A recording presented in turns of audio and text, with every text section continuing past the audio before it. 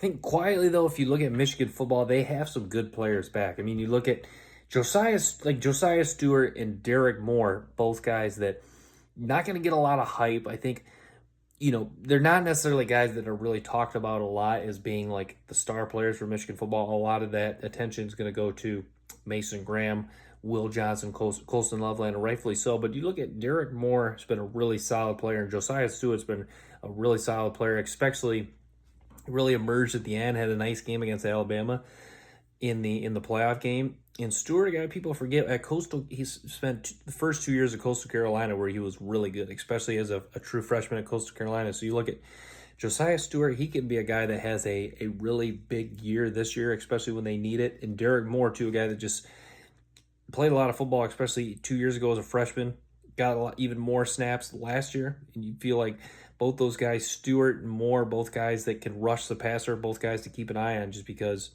they're not guys that are getting necessarily a lot of the talk, a lot of the hype, but they could really have a good season and really be very impact and be a big part of Michigan doing something special once again this year if they do so. And then Rashawn Benny, Kenneth Grant, another name I'll throw out there. If Michigan does something special, you feel like he really emerged. So that's in Ernest Hausman too, Jair Hill. It's kind of Michigan. I think they're in the spot where.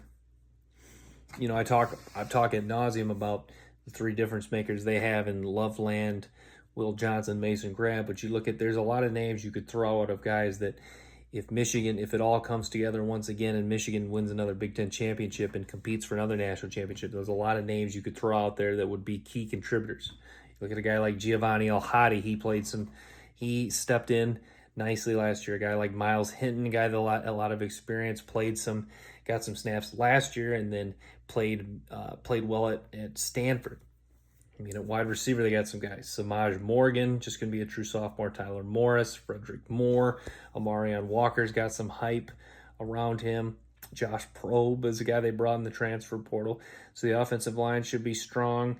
Alex Orji, I'm really excited about. I think Orji will be the guy at quarterback. And what we know for certain is he is a big physical guy who can run, who is a good running threat. Donovan Edwards, too. Donovan Edwards, obviously, want him to be more consistent and look like the Donovan Edwards of 2022 and then look like the Donovan Edwards in the national championship game against Washington where he's making big plays. So consistency from Donovan. So three true difference makers, that's what we know for certain. And then some guys that really could step up and have a big year. And then Kenneth Grant, Derek Moore, Makari Page is another name I'll throw out there too. So guys that you really want to take another step, who are good, solid players, but can they have a big time year for Michigan? And then Donovan Edwards, be more consistent, and then hang your hat on having the three true difference makers in Johnson, Loveland, and Mason Graham. But I like that they got Jay Sean Barnum in the transfer portal. I didn't pay attention to him closely, but you knew they do need some depth at linebacker next year. Hausman did do a nice job when he came in. Michigan, hopefully the secondary holds up. Secondary, there was concern, but you look at labs around this time last year, maybe a little bit late, maybe a little bit going back over a year when they landed Josh Wallace. That was big in the transfer portal. So Michigan, they did lose Rod Moore to the knee injury. You look at the secondary and Michigan secondary. If you just name Makari Page, Will Johnson, you're like, okay, that's one elite player, and then Makari Page, a good player. So at least in the secondary you have an elite player and a good player at the very least. But Quentin Johnson, Jair Hill, you got some guys that have like Jair Hill, redshirted last year, but he's got some ability. He was a pretty big time recruit.